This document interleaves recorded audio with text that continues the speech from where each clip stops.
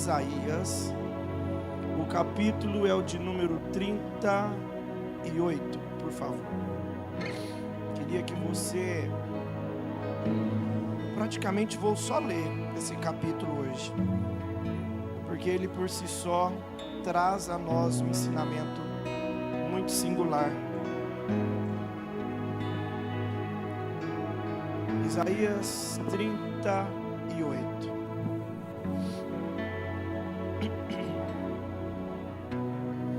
Deus abençoe. Nós estamos com aproximadamente 48 famílias conectadas conosco online. Deus abençoe vocês. Continue ligado aí. E a presença, ela não é só aqui, porque a verdade, isso aqui é um prédio, porque o templo somos nós.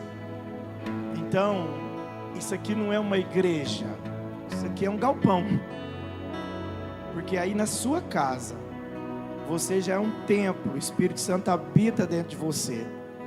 Então faça dessa casa aí um ambiente onde o Pai manifesta, onde o Pai fala e você também obedece em nome de Jesus. Da mesma forma que nós estamos aqui recebendo essa palavra, sentindo essa presença, queremos que você aí na sua casa também. Se você crê, diga glória a Deus. Eu não sei se por telefone, por um aparelho de televisão ou computador, mas a partir de agora é um portal espiritual para levar uma palavra profética para a sua vida.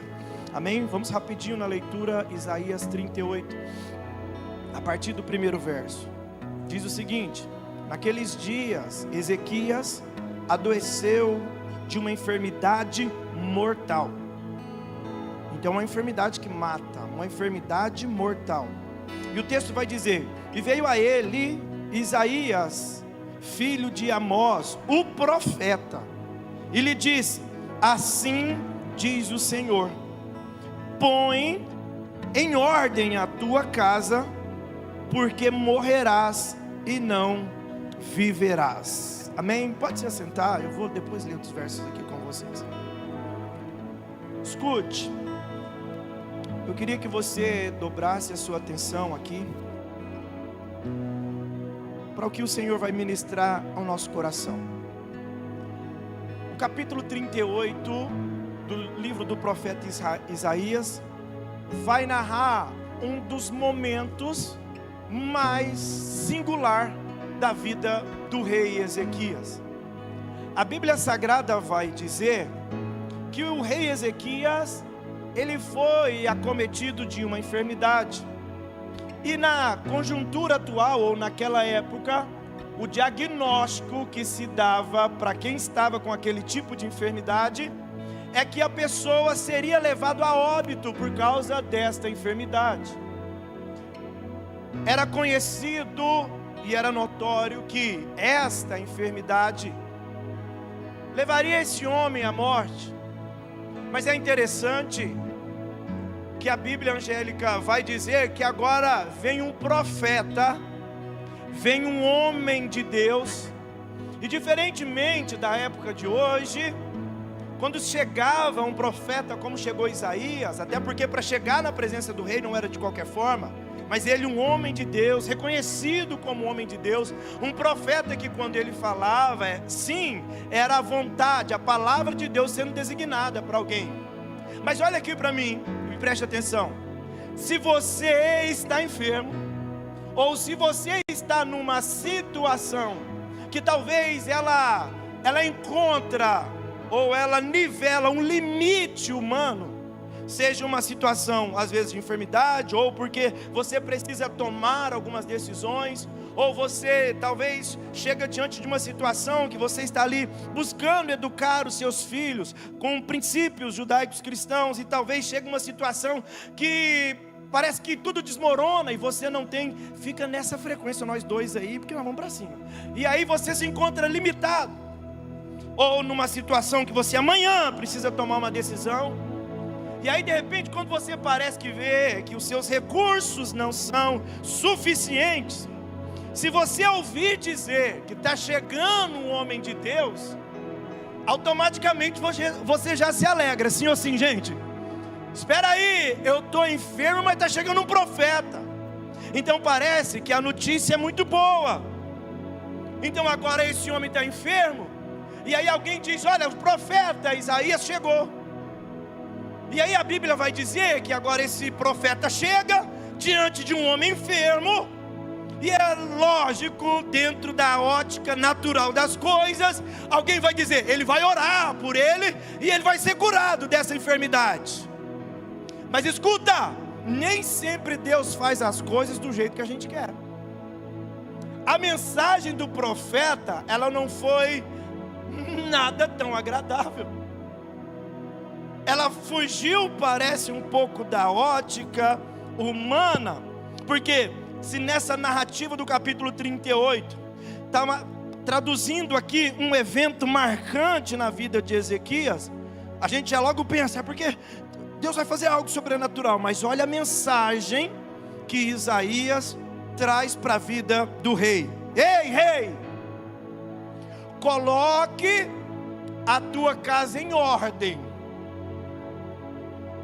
Então ele está dizendo assim: ó, arrume algumas coisas aí, coloque as coisas em ordem, porque ele está dizendo assim, ó, porque você não vai ficar vivo, você vai morrer.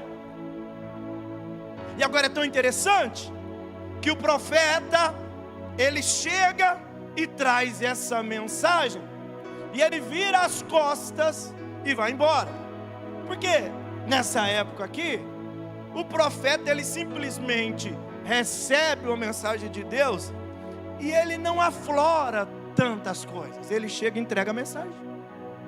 Interessante de ver que um homem chega diante de um rei, que é uma autoridade nessa era de monarquia aqui, mas o profeta não se intimida, e ele apenas vem e entrega o que era para ele, e aí diz: coloca a tua casa em ordem. Uma vez que você colocar a sua casa em ordem, Isaías, e organiza logo, porque quando você colocar essa casa em ordem, ao mesmo tempo a sua vida finalizará. Ponto final. E Isaías profetiza e vai embora. Eu sei que é difícil dar glória, porque quem está enfermo espera uma mensagem de cura. Nenhum enfermo vai querer receber uma mensagem de morte, sim ou sim.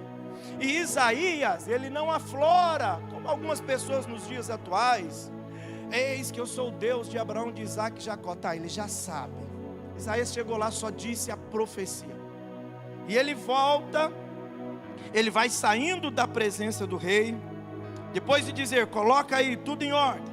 E é muito interessante que o profeta, na perspectiva de acessar o rei, ele simplesmente, ele nem tem aqui a consciência da doença, da enfermidade, porque ele tem acesso ao rei, mas ele não tem acesso às chagas, às enfermidades que ele tem. Ele entrega a mensagem e ele volta. E aí escute, e agora começa algo muito interessante, porque quando ele está virando as costas, ele decide ir embora e não conversa mais nada com o rei. E ele nem menos tenta ali agradar ou tentar convencer o rei. Mas algo me chama a atenção, porque olha aqui, imagina que um homem que já está doente, e agora vem um homem de Deus e fala para ele: amigo, ajeita a casa, porque ó, já era, deu o que deu, irmão. Vamos lá. Mas aí a Bíblia vai dizer que Ezequias, ele tem uma reação, e anote isso: você será muito mais conhecido pela forma que reage do que pela forma que você está agindo. Porque às vezes na ação você consegue ser até falso, mentiroso, enganador, caloteiro, ou você pode mostrar que você é tão bonzinho porque você consegue manipular umas coisas. Mas irmão, na hora da reação, a gente tem uma probabilidade de ser muito mais verdadeiro quando a gente reage diante de algumas circunstâncias. Quer ver? Quantos aqui confiam no Senhor? Diga glória a Deus. E a hora que a casa cai, você continua confiando? Nós não temos 15 dias atrás, eu já disse isso aqui algumas vezes, a Ayla estabeleceu aí uma alergia, uma herpes, ortes aqui, E aí foi aparecendo manchas e manchas, liga para um especialista, liga para outro, liga para um, liga para outro. E daqui a pouco, o que aconteceu? Aí foi no outro especialista, o olho já estava praticamente fechando. E eu falei, Jesus, eu não casei com uma japonesa? E aí daqui a pouco, e foi ficando vermelho e tudo. Aí ela falou, encontramos um especialista, um oftalmologista excelente. Corremos para o hospital e aí daqui a pouco ele disse, olha, convênio não atende em caráter de urgência. Pagamos a consulta e o médico olhou e disse, olha, entendi pelo que a pessoa já falou, o outro especialista tudo e tal. Filha, se doer até segunda-feira, conta 30 dias que você vai ficar cega desse olho. Como que você vai reagir agora? Porque na reação é que revela verdadeiramente quem você é. Porque é muito simples quando tudo está dando certo. É muito simples ir para o trabalho de carro, dizer que está tudo bem, olha, estou em paz, o carrão está tranquilo, mas daqui a pouco alguém te fecha tudo. Como que você reage? Quando tudo está bem é fácil, mas e a hora que vem uma mensagem que você não gosta? E a hora que vem um diagnóstico que não é favorável para você? E a hora que talvez você se lida numa situação que agora as suas forças não são mais suficientes? Escuta, tem gente que está querendo desistir de tantas coisas e ainda está dizendo, pastor, eu não aguento esse governo, Irmão, sua vida não está sobre o governo da terra, sua vida está sobre o governo celestial. E se você cumprir o que o Pai nos orientou, o que está na palavra, o governo dessa terra não tem poder sobre você. Mas olha aqui, o texto vai dizer que agora é um homem de Deus que chegou e disse, vai morrer. Estranho isso, né? Imagine para mim e para você aqui, muitos de nós iam dizer, não, por que o senhor vai fazer isso comigo? Outros iam falar, olha, eu vou passar herança para vocês e tudo, desistindo. Mas aí agora o rei tem uma reação. O rei tem uma reação que me chama muito a atenção. Porque na ótica normal das coisas, eu tenho que obedecer o fluxo. Se é Deus que está falando, então, tudo bem, eu vou apenas obedecer. Mas quando você lê o versículo de número 2, vamos ler o texto. A Bíblia vai dizer que ele virou o seu rosto para a parede. E aí, escute. Quando eu olho para essas coisas, eu fico lendo aqui, aí eu fico tentando criar uma imaginação, né? Eu não sei se você já ficou de frente da parede. Alguns aqui eu percebo que pela sua cara, você era muito custoso. Eu acho que sua mãe e seu pai já te pôs na frente da parede. Então quando você fica na frente da parede, você fica refletindo. Sim ou sim, gente? Vamos lá, só que já ficaram na frente da parede por causa dos pais aqui. Vamos lá, levanta a mão, muita gente. Mas olhe para mim. E ele se coloca na frente da parede. E me permita usar aqui uma interpretação minha aqui.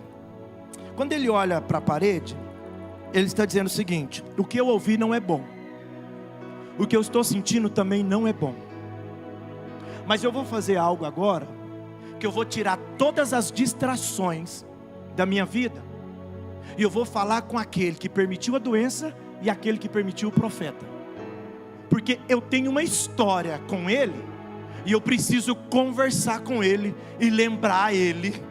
Permita-me dizer isso, lembrar ele da minha história com ele. Escuta, queridos, olha aqui para mim.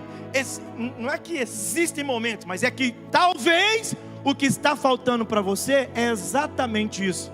Eu não estou dizendo para você chegar e olhar para a parede. Para alguns talvez até necessário, porque talvez só assim você vai conseguir realmente se desligar de tudo. Mas olha, está precisando, eu e você estamos precisando de o quê? Como Ezequias, parar um pouquinho e ficar um momento com Deus. Não aqui na igreja, mas talvez na casa, no quarto, ou talvez lá no seu carro. Ou como Jesus disse, entra no teu quarto, Mateus capítulo 6. Escuta, e simplesmente falar: Pai, eu preciso alinhar algumas coisas com o Senhor.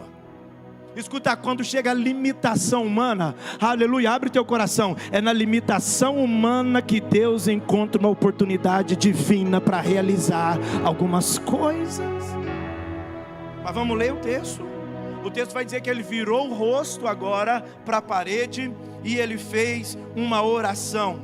Ao meu ver, uma ousada oração. Ao meu ver, uma oração um tanto que talvez alguém pode até pensar que é uma afronta, porque Deus já falou uma coisa e agora ele ora como se ele estivesse falando para Deus: Deus, o Senhor precisa fazer diferente daquilo que o Senhor me falou. E aí o versículo 3, ele vai dizer: ah, Senhor, eu peço que o Senhor lembre-se. Tem uma versão que ele vai dizer: lembra agora que eu andei diante de ti. E ele vai dizer o seguinte: e em verdade, com coração perfeito. Tem uma versão que ele vai dizer que um coração completo. E ele vai dizer: e eu fiz o que era reto aos teus olhos. Então olha aqui, vamos lembrar, Ezequias assumiu o reinado do seu pai, e o seu pai havia permitido outros deuses, havia permitido a idolatria, o povo estava afastado de Deus. Mas agora Ezequias vem, ele restabelece a adoração. Ezequias vem, ele faz um altar ao Senhor, e agora ele começa a adorar ao Senhor. E aí agora, olha que texto maravilhoso, ele começa a dizer: não, espera aí, eu não acreditei em Deus em vão, eu não fui fiel em vão, eu vou conversar com meu pai, porque eu sou fiel a ele, o meu coração está cheio dele, eu fui verdadeiro com ele, eu preciso que ele faça alguma coisa. Boa coisa é quando você entende que você tem um pai, aleluia, que você pode reivindicar e até pedir algo diferente. Senhor, não faça isso. Você que é pai, os filhos de hoje é muito assim, né? Quem dera Sara e Augusto aceitasse apenas um não de uma vez só. Esses dias eu contei uma história aqui do Augusto, e depois ele me mandou um reels, tipo assim: quando seu pai é pastor e ele conta as histórias de vocês no culto, aos meninos, Então hoje eu não vou contar a história sua, Augusto, porque aí fica com vergonha, está na fase de adolescente. Mas olhe para mim, eu não sei você, mas sempre que o Augusto quer alguma coisa, e aí eu falo: não, Augusto, não dá, pode preparar, que ele já vem argumentando alguma coisa. Mas pai, deixa eu te falar uma coisa. E sabe o que acontece? E às vezes ele até consegue. E agora o que o rei está fazendo é algo aparentemente igual. Mas escuta, agora parece que ele está confrontando a vontade de Deus. Não. Parece que ele está pensando, ou até dizendo: Deus, lembra-te. É como se Deus estivesse esquecendo. Não. Ele não está duvidando da capacidade de Deus, aleluia, de lembrar de todas as coisas que ele fez. Mas agora na sua oração ele começa a colocar algo para fora. Escuta, porque ao término do versículo vai dizer que ele chorou muitíssimo, ao ponto de molhar a parede com as suas lágrimas. Mas veja, e ele diz: lembra-te agora. A perspectiva aqui, aleluia, é que ele está dizendo: lembra-te, porque eu preciso de uma tratativa divina. Escuta, talvez aqui com uma fala um pouco embargada, eu fico olhando para esse texto e tentando criar uma imagem desse rei orando, de frente para a parede. Escuta, com a cara na parede, ele está dizendo: Senhor, Senhor, lembra-te agora.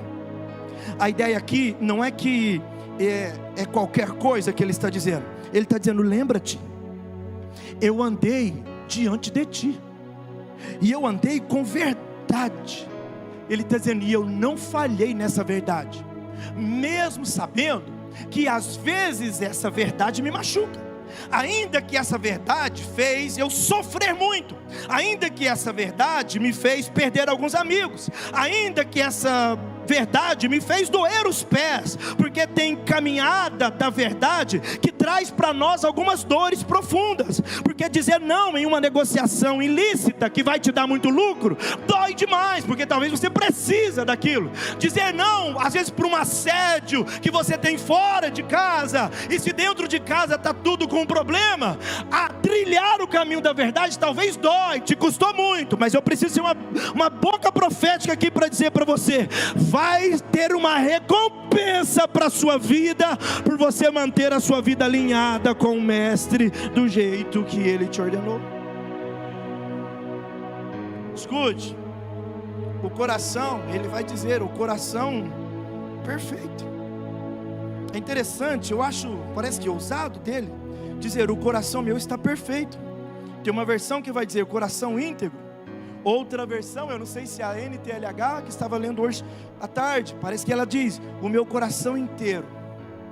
E fala de coração inteiro, é dentro de uma perspectiva que há alguma coisa que está tomando todo esse coração. Ele está dizendo o seguinte, ô Pai, Senhor, o meu coração é inteiro do Senhor, então não tem nada que não seja o Senhor que está aqui dentro do meu coração.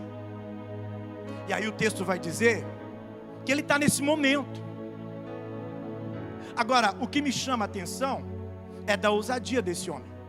Eu estava reunindo com o nosso time de louvor sexta-feira, e eu trouxe um versículo para ele que me chamou muita atenção também.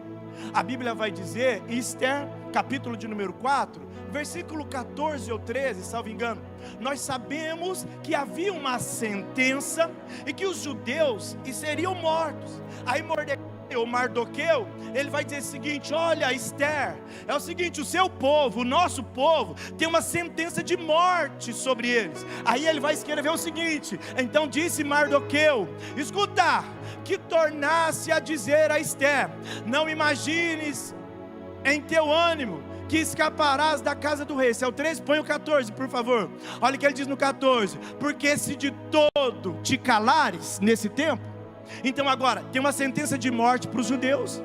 Mardoqueu vai dizer, ô Esther, conversa com o rei aí, para que ele não mate a gente, porque senão o teu povo vai sofrer. Mas ele diz, é o seguinte Esther, eu estou te pedindo isso, mas se por tudo você se calar, porque você acha que já está bem, e a sentença vai ser só para os outros, olha a convicção de Mardoqueu, escuta, mesmo que você se cale, eu acredito que o socorro e o livramento vai vir de outro lugar, mas eu creio que vai vir. É de gente assim que eu estou falando, é de gente assim que eu estou falando hoje. E aí eu fiquei amarrado nesse versículo. Eu falei, Senhor, eu preciso ser como Mardoqueu, porque tem hora que você espera de alguém, mas se alguém te decepcionar, eu tenho que ter a convicção, o homem aqui no âmbito natural, ele pode ter me decepcionado, mas eu tenho um pai que é fiel, ele mantém aliança, e ele não vai me deixar desamparado. Então vamos lá, voltando para Isaías, o rei começa a conversar com o Senhor, e como eu disse, à primeira vista pode parecer que Ezequias está se justificando, ou tentando comprar um milagrezinho, porque tem hora que a gente é assim, não é? Oh Deus, estou dizimando, Pai, sou voluntário aqui da igreja, trabalho tanto, como se o seu fazer tivesse você fosse aceito por esse fazer. Paulo já escreveu em 2 Coríntios 5,18 que nós somos aceitos pelos méritos de Jesus. Ah pastor, então eu não preciso servir? Não, eu sirvo não para ser aceito, eu sirvo para manifestar minha gratidão. E aí agora parece que Ezequias está querendo comprar um milagrezinho ali, né? Quando a gente olha a olho nu nesse texto, a gente pensa que Ezequias está querendo fazer uma barganha. Ele, ó Deus, eu fui fiel, ó Deus, meu coração está cheio de ti. Mas dobre a sua atenção para o que eu vou falar agora. Ezequias estava apelando, não de uma forma de querer recompensa, mas escuta, Ezequias ele estava lembrando, ei Deus, eu e o Senhor, nós temos uma aliança, e não é possível, porque da minha parte eu não quebrei a aliança. E na mentalidade hebraica, aqui do contexto da história que nós estamos dizendo, a relação com Deus sempre foi baseada em aliança. Então quem era fiel a Deus, escuta, como Ezequias tinha clareza, eu tenho uma aliança com Deus. E a palavra lembra-te aqui no hebraico quer dizer zakar, que carrega uma ideia de dizer o seguinte, quando ele fala lembra-te, ele está dizendo o seguinte, olha Senhor, traga uma possibilidade e uma consideração de agir em meu favor, porque nós temos uma aliança. Aí quando ele vai contar a história, é isso mesmo, ele está dizendo, Senhor, escuta, venha ter uma consideração com a minha história, com a minha enfermidade, ou com o meu tempo, e considere a minha história contigo, porque quando eu falo de história minha contigo, é que nós, ó Senhor, temos uma aliança. aliança, e eu não quebrei a aliança da minha parte, e eu sei que o Senhor também não quebra aliança. Ah, meu Deus do céu, se a gente entendesse isso, que o Pai desenhou você, fez um plano, e Ele não desistiu do plano que Ele fez para a sua vida. O problema, vem aqui, o problema, Kelly, é que é o seguinte, Jeremias capítulo de número 29, versículo de número 11, a palavra do Senhor vai dizer, se você ler na versão NVI, vai dizer o seguinte: eu é que sei os planos que tenho sobre vós, diz o Senhor. Aí o texto vai dizer, planos de fazê-los o quê? Fazer o quê? Essa palavra prosperar, por causa de um instinto religioso, ela chega a ser de bloquear algumas pessoas, porque escuta, quando fala sobre prosperar, aí alguém só atribui a uma questão financeira. Escuta, deixa eu dizer para você, também é a questão financeira sobre você estar próspero, porque é o seguinte, tem gente que tem dinheiro e não é próspero, mas todo próspero não tem falta de dinheiro. E aí, porque às vezes você, só de ver essa palavra, você já fica, não, peraí. Por quê? Porque é muito mais simples alimentar a sua vida sobre algumas perspectivas humanas, de limitações humanas sobre a questão da prosperidade, do que às vezes fazer o que precisa ser feito para viver a verdadeira prosperidade. Mas olha aqui, a questão é, sabe o que Ezequias está ensinando para mim e para você? E ele está falando com o Senhor, Senhor, é o seguinte, eu sei que o que eu estou vivendo agora não é nada agradável. Eu estou enfermo, e a enfermidade é uma enfermidade para a morte.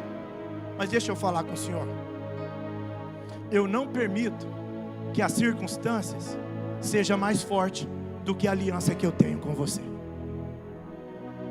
E se a gente entender esse estilo de vida, meu irmão, o médico falou, se doer até segunda-feira, 30 dias vai ficar cega. Ele, amor, eu falei, estou tranquilo. Né? Estou tranquilo. Por quê, pastor? Porque não foi essa palavra que Deus falou para a vida da Ayla.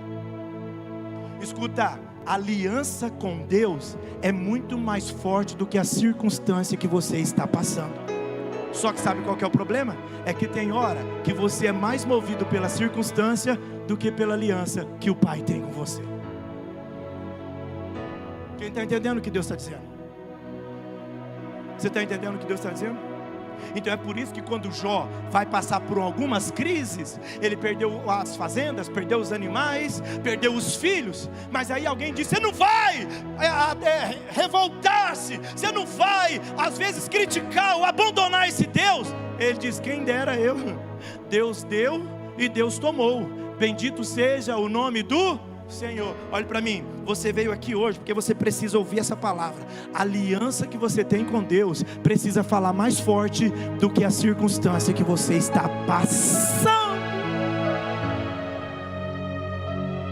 Vem comigo, vamos pensar na história. Escute, eu vou correr aqui, que eu estou na página 3, eu preparei 17 páginas. Brincadeira. Foi um pedido que eu fiz vindo para cá. Jesus, me ajuda a acabar o culto cedo hoje. Vocês podem dizer amém?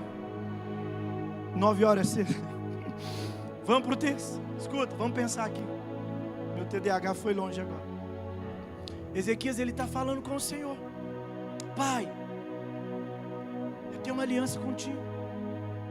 Escuta, queridos, eu fico abismado porque tem hora que uma circunstância tão simples, ela faz você desfocar com aquilo que Deus falou com você. Aí vamos pensar na história. Imagina o rei chorando. E o texto, no versículo de número 2, salvo engano, nesse versículo mesmo, 3, vai dizer que o texto está dizendo que ele só chorou, irmão? Não, o texto está dizendo que ele chorou o quê? Muitíssimo. Vamos pensar na cena? Aqui eu fico maravilhado com a forma que Deus faz. Imagina ele aqui, Deus, à frente da parede. Deus, não, Deus, eu fui fiel, Deus, como que eu vou morrer? E aí, um profeta que tinha profetizado a morte, estava lá no pátio, não tinha ido embora ainda. Mas aí a oração de Ezequias chegou no céu.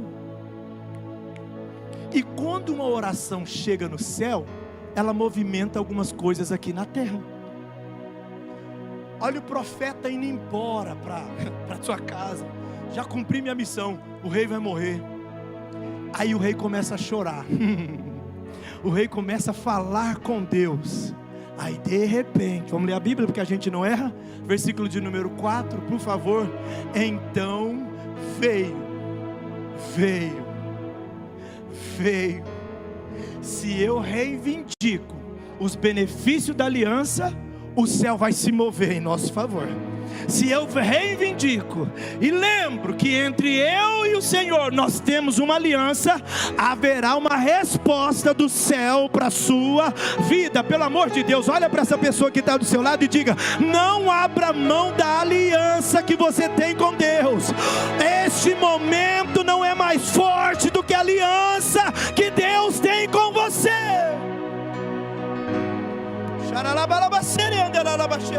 Olha o profeta indo embora. De repente aparece a voz do Senhor dizendo: Isaías, Isaías, Isaías. E o texto vai dizer, versículo 5. Olha que interessante. Ontem eu chamei um amigo para a gente ir para fazer um pedal. Acho que a maioria viu na internet, certo? E aí essa semana eu falei: olha, eu vou voltar a pedalar. Organizei a bicicleta e tudo. E eu liguei eu tenho alguns irmãos aqui que pedalam, mas eu falei: eu vou falar com o mais corajoso, porque os outros vão dar uma história. Eu falei: Luizinho, bora pedalar? Ele falou: bora. Onde que o senhor quer ir? Vamos começar devagar? Eu falei: não, vamos voltar para os 42 km. Falei para o Luiz: vamos voltar lá na ponte de Araguari. Agora olhe para mim aqui, dobre sua atenção. Por que eu falei vamos voltar? Porque eu já fui lá.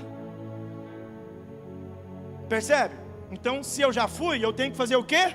Voltar. Põe esse texto que você acabou de colocar aí, por favor. Agora me chama a atenção. Eu estava olhando o texto, e quando você olha aqui, o texto, o Senhor vai falar novamente com Isaías, e o texto fala assim, ó, vai.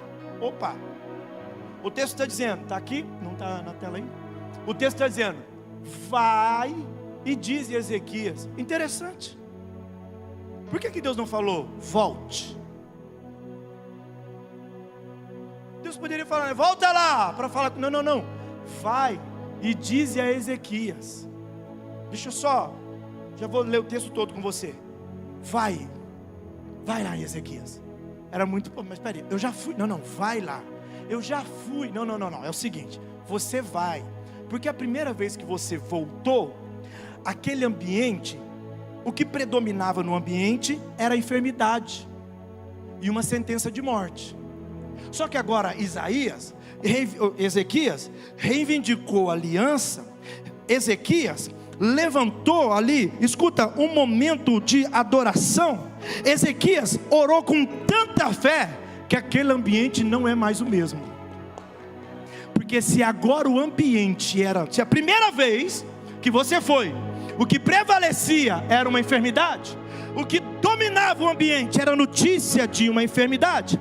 Antes o que governava aquele ambiente era uma enfermidade. Agora vai lá, porque agora o que está dominando e governando são lágrimas e oração. Aleluia. Existe uma diferença onde a enfermidade está direcionando, e uma diferença onde a oração e as lágrimas estão governando. Ele está dizendo: o ambiente é outro, porque quando você ora, o lugar pode ser o mesmo, mas o ambiente muda, o ambiente se transforma.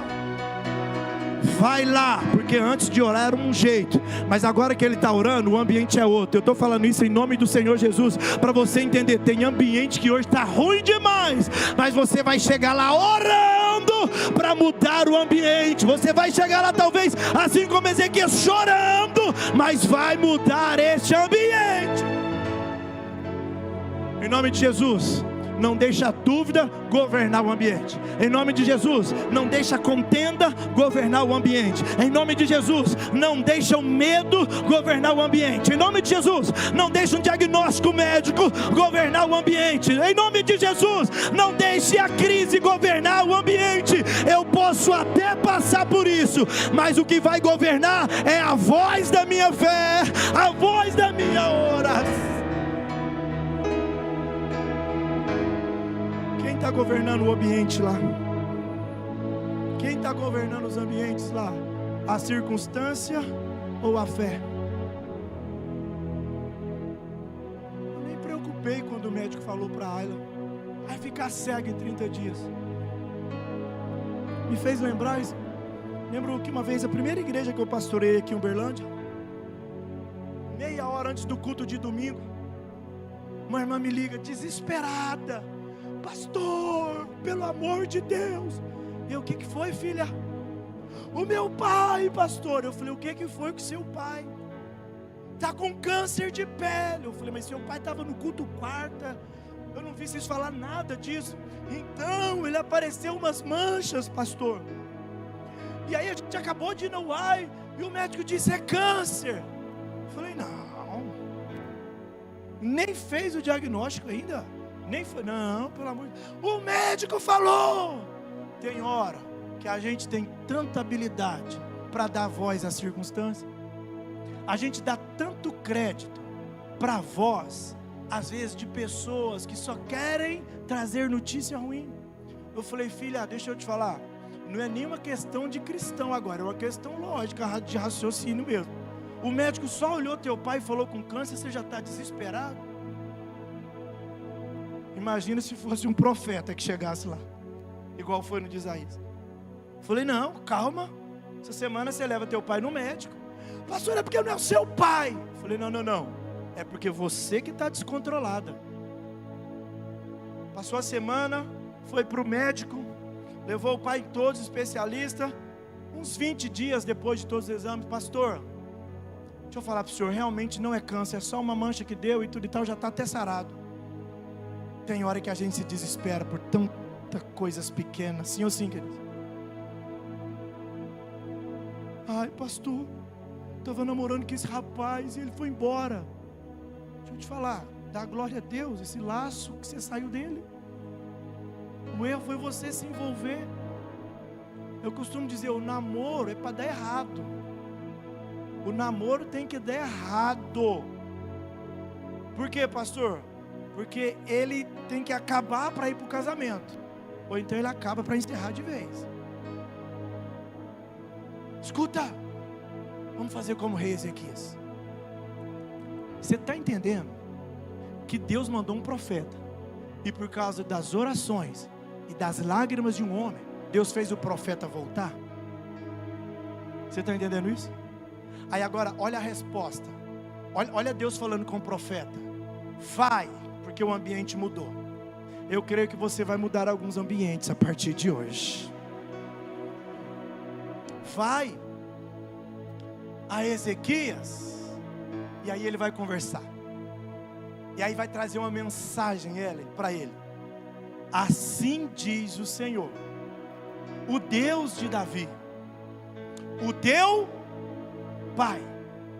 Ele fala: ouvi a tua oração e vi as tuas lágrimas. Eis que acrescentarei, glória, os teus dias mais 15 anos.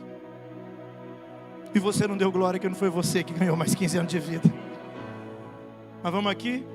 Quando você lê esse texto, quer dizer que o rei estava doente, os médicos não tinham solução, o profeta chega aqui e só confirma a gravidade, a situação parecia encerrada. Há momentos em que recebemos algumas notícias que elas tentam paralisar a gente, mas aqui eu olho para Ezequias, eu vejo que quando chega no limite humano, é aí que a palavra de Deus vai colocar, aleluia, um milagre na história. Eu olho para Ezequias, eu estou vendo que é um homem que não desiste. Escute, Está na hora de você parar de desistir, porque a situação apenas se agravou. Olha que a resposta do profeta, ela mudou. Pergunte por quê, queridos? Pergunte por quê? Porque a oração quebrou uma sentença que tinha para a vida dele. A sentença era de morte. Deus fala: não, escuta. Interessante que ele não chamou ninguém. Ezequias não reclamou. Ezequias não discutiu com ninguém. Ezequias não mandou matar o profeta, porque ele tinha essa autoridade. Ezequias, eu não vejo ele aqui tentando criticar, criar confusão com o profeta. Ele foi apenas para a presença de Deus. Ele virou o rosto para a parede e começou a orar ao Senhor. E na conjuntura do texto aqui que nós estamos lendo, quando alguém virava para a parede, dentro da ótica aqui, está dizendo o seguinte: está na hora de eu ter uma intimidade com meu Pai. Está na hora, olhar para a parede está dizendo o seguinte: eu vou mostrar a minha dependência que eu tenho do Senhor. Olhar para a parede está dizendo o seguinte: eu vou quebrar todas as distrações e vou ter um momento especial com meu Pai. Olhar para a parede está dizendo: eu vou ter uma busca agora com sinceridade, porque eu quero que você entenda que existem batalhas que serão vencidas não por estratégias humanas, mas serão vencidas por estratégias divinas. Quem está entendendo o que Deus está dizendo aqui? Por favor, olhe para a pessoa que está do seu lado de novo e fale: existe um poder na oração e você não pode parar de orar. Antes do profeta sair do pátio, Deus fala com ele. E aí olha que interessante, o texto vai dizer: Deus ouviu. Olha o que o Senhor responde: vai lá, ó profeta, e conversa com ele. Aí o versículo 4 vai dizer algo lindo. Então veio, versículo 4. Então veio a palavra do Senhor dizendo a Isaías: vai a Ezequias, assim diz o Senhor teu Deus, ouvi a tua oração. E é tão interessante, preste atenção nesse verso, para a gente caminhar para o encerramento. O texto está dizendo assim, ó: eu ouvi e também vi. Ele está dizendo o seguinte: eu ouvi as suas orações, mas também vi as tuas lágrimas. Isso aqui é maravilhoso, porque, escuta, Deus viu quando você saiu da cama para ir lá para a sala chorar, e quando estava na sala orando e chorando, Deus está dizendo: eu vi você chorar. Às vezes quando você saiu de perto de alguém, para ninguém ver você chorando, falando: Deus tem misericórdia, Deus está dizendo: eu vi. Deus, Ele vê quando você chora. Deus, Ele vê quando você ora. Talvez foi lá dentro daquele carro chorando, Ele está dizendo: eu vi as lágrimas que foram derramadas naquele carro. Talvez foi na hora de seu café da manhã, quando ficou só você na sua casa, e as lágrimas começaram a descer no seu rosto. Deus está dizendo: eu vi essas lágrimas. Não somente eu vi a sua oração, mas eu vi quando você estava chorando e ninguém estava vendo. E eu preciso dizer algo para você, que sempre que Deus está nos olhando, existe um desejo dele entrar com ação e uma providência divina em nosso favor. Ele está com a cara na parede, mas Deus está dizendo: eu vi. Deus fala para o profeta: vai lá, fala para ele, valeu a pena, deu certo, aleluia. Fala para ele: eu vi quando ele chorou na frente da parede, aleluia. Eu não sei para quem é essa palavra, mas Deus está dizendo: eu ouvi você, eu vi você. Há segredos entre você e Deus, que Ele está dizendo: eu vi e eu ouvi. É tão interessante que Ele nem revela para o profeta. Ele não vai falar com o profeta: ei profeta, o Ezequias falou isso, vai lá. Não, ele não fala. Ele só fala o seguinte: vai lá e diz para ele: profeta, escuta, só fala para ele: eu vi. Porque o que ele orou lá não é entre você e eu, profeta, é entre eu e Ezequias. Porque tem coisa, meu irmão, que é entre você e Deus. E Deus está dizendo aqui nesta noite: aquela oração que você fez, só eu e você, aquelas lágrimas que você derramou, Deus está dizendo: eu vi, eu ouvi, aleluia. Eu ouvi tudo que você falou, eu vi todas as lágrimas que você derramou, os detalhes que você expressou, a forma que você falou. Eu também não só vi, como eu também vi, aleluia, aquilo que marcou a parede quando você estava chorando, Ezequias. Escuta, queridos, Deus está te vendo. Isso é motivo para você entender. Se Deus está te vendo, é motivo para você, assim como Ezequias, assim como Mardoqueu, que eu disse agora há pouco, eu preciso confiar na aliança que está entre eu e Deus. Escuta, essas lágrimas não foram em vão. Essa oração, esse pedido por socorro, essa direção, Pai, me dá uma direção agora. Ele está dizendo, eu ouvi. E porque eu ouvi, eu estou trazendo o profeta. Porque no lugar que ia acontecer um ponto final, eu vou colocar um ponto e vírgula. Ainda vai acontecer muita coisa na história da sua vida. Eu vou incomodar você. Eu sei que tem gente que não gosta, mas eu que estou pregando. O dia que você pregar, você faz do seu jeito. Pega na mão dessa pessoa e levanta a mão. Levanta a mão. Levanta a mão dela e diz assim, ó: Deus te ouviu. Deus te viu. Continua confiando. E porque Ele viu, e porque Ele ouviu, está chegando uma intervenção de Deus para você.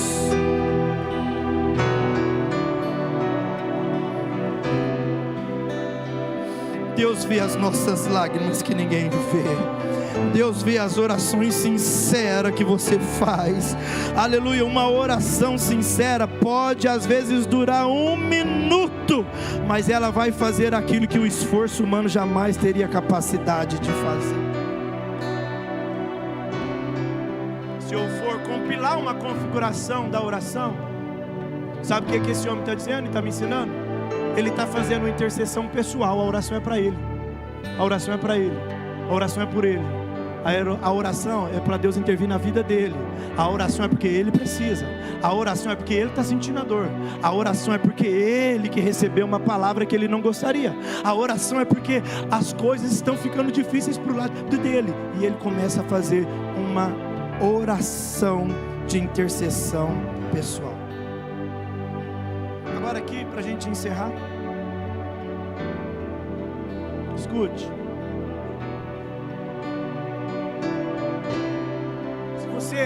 Olha para mim. Se você continuar lendo o capítulo de número 38, a Bíblia vai falar muita coisa aqui. A gente aprendeu que as lágrimas o Senhor vê. Então escute, tem lágrimas que ninguém conhece, mas Deus conhece. Tem lágrimas que são lágrimas de madrugada, lágrimas silenciosas, lágrimas escondidas atrás de um sorriso disfarçado. Mas Deus vê cada uma delas. Você pode dizer amém por isso? Quando Deus fala, eu vi, aqui, traduzindo a palavra, aqui Ele está dizendo o seguinte: eu observei atentamente, eu considerei a sua oração, eu tomei conhecimento, e agora eu vou agir em seu favor. Agora, pasme vocês, se você continuar agora a leitura, a Bíblia vai dizer, André, que Ezequias fez uma canção. Versículo 9 a seguir vai dizer cânticos, e ele começou a adorar a Deus. Ele começou a glorificar o Senhor. Versículo de número 10, 11 vai dizer que ele orou, ou seja, ele cantou, ele criou ali um momento de adoração. Mas agora aqui me chama a atenção de algo. Porque ele está enfermo, sim ou sim? Vamos lá, sim ou sim, gente? A Bíblia vai dizer que é uma enfermidade mortal. E agora, olha que interessante é isso. E agora o profeta vem e começa a falar. Mas o interessante é que quando o profeta vem para falar, algo me chama a atenção, porque na resposta de Deus aqui, é tão interessante isso aqui, porque, vamos voltar um pouquinho no versículo 5 de novo, olha a oração, olha a resposta de Deus, vai e diz ao rei Ezequias, assim diz o Senhor, e aí, olha uma observação importante, o Deus de Davi, teu pai, e ele fala assim, ó, ouvi a tua oração, e vi as tuas lágrimas. E eis que acrescentarei o que, gente? Os teus dias, 15 anos. Pergunto para você, cadê a cura? Aonde está falando que Deus curou Ezequias? Não tem ordem de cura, mas aqui tem um segredo. Aí eu fiquei pensando aqui, eu fiquei imaginando, mas se ele nem curado foi, como é que ele já está até cantando? Como é que ele está adorando? Porque tem um segredo aqui, ó. Porque é o seguinte, lembra quando ele vai orar a Deus, ele fala assim: ó Senhor, lembra da minha história, eu sou fiel, o meu coração é íntegro diante do Senhor. Então ele estava reivindicando o que?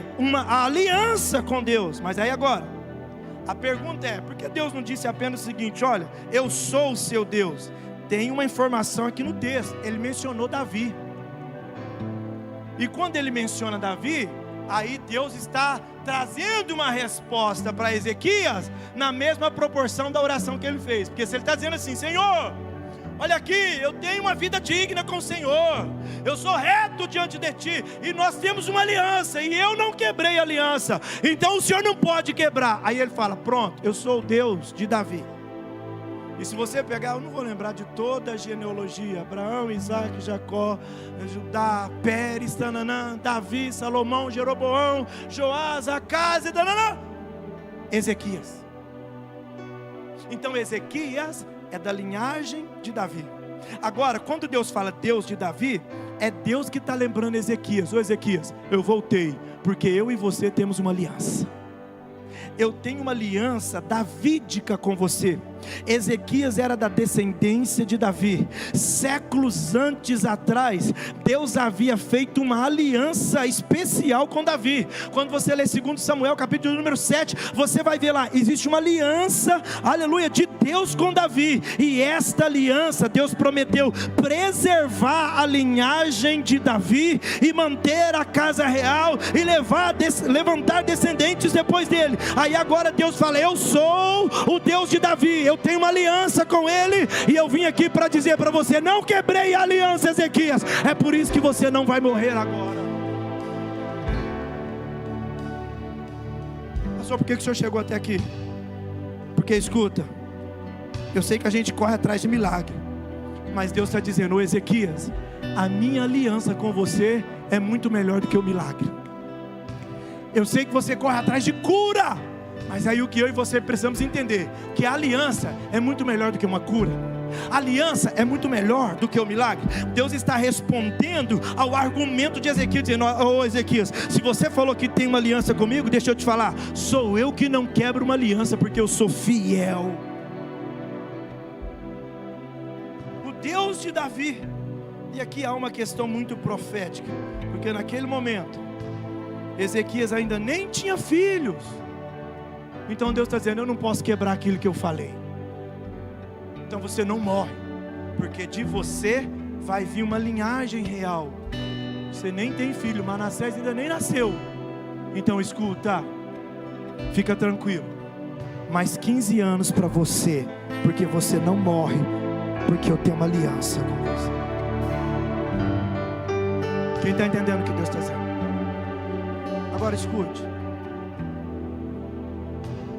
Estava segunda-feira numa reunião, a gente estava estudando a palavra, e a pessoa que estava ensinando a palavra falou assim: rapaz, eu tive uma treta com Jesus essa noite, quando eu li esse texto. Aí eu pensei nisso à tarde, eu falei: rapaz, arrumei uma treta também com Deus hoje nessa palavra. Porque se ele não podia morrer, por que Deus mandou o profeta lá e falou para ele morrer? Que ele ia morrer. Mas Deus está de brincadeira? Deus está fazendo alguma graça? É porque tem hora que Deus, ele permite, não que ele quer, mas ele permite que algumas circunstâncias cheguem para que você dobre a atenção para a parede de novo, para que você olhe e comece a ter um momento de intimidade. Escuta, deixa eu te falar algo.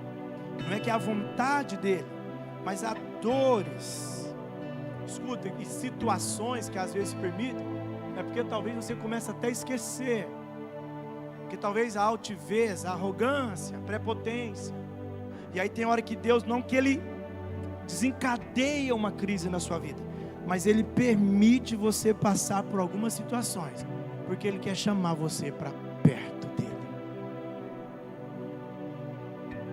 Agora, até agora, Ezequias não foi curado, mas ele está cantando, está escrevendo cânticos, ele está adorando. Eu queria convidar você para fazer exatamente isso, porque talvez a resposta ainda não veio. Adore a Ele. Talvez a circunstância não mudou. Comece a glorificar o nome dEle, comece a exaltar a Ele, porque eu sei que quando a gente está adorando, eu vou te provar na Bíblia, que quando ele começou a adorar, veio uma resposta. Talvez você está concentrado demais no seu problema. Eu lembro de Jó, capítulo 42, versículo 10. Ele estava com todos aqueles problemas, mas a Bíblia diz que quando ele orou pelos amigos, Deus mudou a realidade dele. Escuta, está na hora de você parar de olhar um pouquinho só para o teu problema e começar a adorar a Ele, a glorificar a Ele, a exaltar a Ele. Porque cantar quando está tudo bem é muito fácil. Eu quero ver cantar quando as coisas saíram do seu controle. Aleluia. Aí eu fico imaginando, eu penso que Ezequias estava cantando assim, ó. É adorar, é adorar. Vamos lá, vamos lá? É adorar. Libera. Onde é adorar. Você pode ficar de pé em nome de Jesus. Te consome, adorar a Deus acima de tudo. É adorar no dia do luto, adorar a Deus no vale ou no deserto. É adorar sem amigos por perto. É adorar quando não há recurso.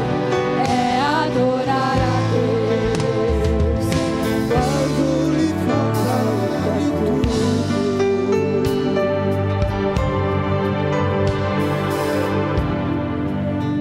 Me chama muita atenção saber que esse rei, ele fez uma canção antes mesmo de ser curado. E se você ler o versículo 9, talvez algumas traduções vai dizer, olha, foi curado de uma enfermidade. Mas quando você pega o original da palavra, e para você entender esse texto, eu vou provar na Bíblia aqui está funcionando como se fosse um título editorial da canção. Porque na cultura hebraica era muito comum que em uma história ou em alguns momentos, a técnica literária da cultura na época, que ele escrevia poemas, escrevia canções, e é exatamente o que Ezequias está fazendo. Mas até aqui ele ainda não foi curado. E aqui que mostra algo muito poderoso desse rei. Eu não estou curado, mas eu já estou cantando e adorando a Ele.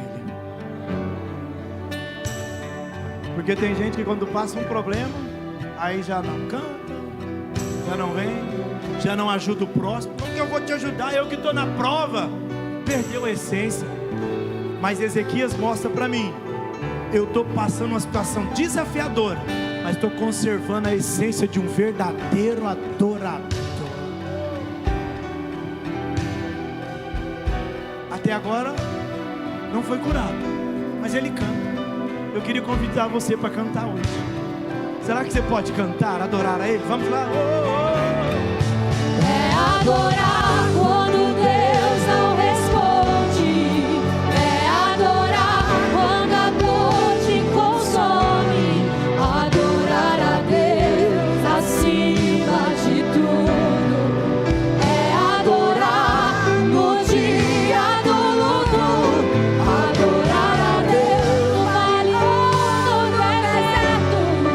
É adorar sem amigos por perto. É adorar quando não há recursos. É adorar a Deus quando lhe falta tudo. Olha para mim, pastor, por que essa palavra? Nós precisamos, pastor José, parar de criar um relacionamento com Deus apenas na perspectiva daquilo que Ele pode fazer para mim, daquilo que Ele pode me dar. É por isso isso que esses dias eu estava em Catalão, eu falei, olha, se você ficar falando Deus, você vai ficar pensando em apenas um Senhor, que talvez na sua imagem criativa aí é um Senhor de cabeça branca, barba branca, voz grossa e bravo. E aí parece que você tem que fazer tudo para Ele se agradar de você e você receber algo em troca. Mas quando você fala de um pai, aí é diferente. Quando você fala de um pai, você fala de uma dependência e fala de uma comunhão. Porque a maior alegria a gente tem comunhão com o nosso Pai. E é exatamente o que Ezequias está me ensinando. Eu preciso relacionar com o meu Pai. Não me curou ainda, mas eu estou adorando a Ele. Não me curou ainda, mas eu estou adorando a Ele. Mas agora tem um efeito. Quando você consegue, Carlos, adorar a Deus com sinceridade no coração, mesmo quando as coisas não estão sob o teu controle, aí o céu age em seu favor. Eu fico pensando, estou querendo terminar, mas deixa eu falar algo aqui. Eu fico pensando nas possibilidades de frustração desse homem. Porque a primeira vez que o profeta vem, você vai morrer. Ok, por causa da enfermidade, vai morrer, escuta. Agora ele vem de novo, eu imagino ele chegando de novo. Eu pensei, imagina Ezequias pensando, agora ele vai me curar. Agora vem uma palavra de cura. Não veio. Escuta, quantas vezes você precisa entender que Deus, Ele responde orações instantâneas, no estralar de dedo.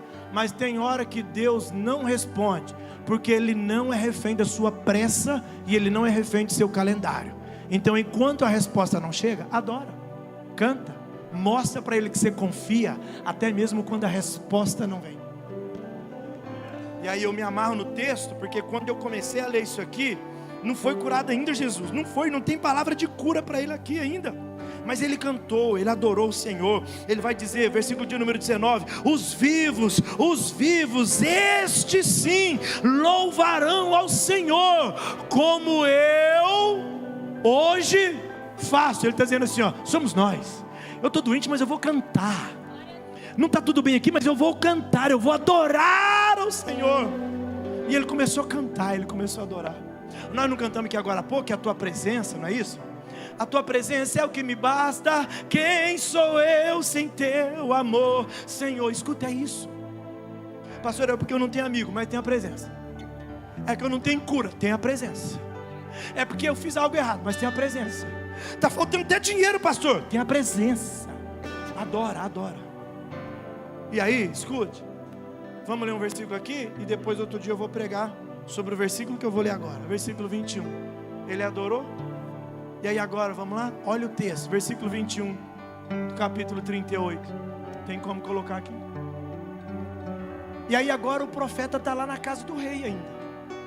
Antes de ir embora, olha o que o rei fala, o que o profeta fala: tome uma pasta de figos e a ponha como um emplasto sobre a...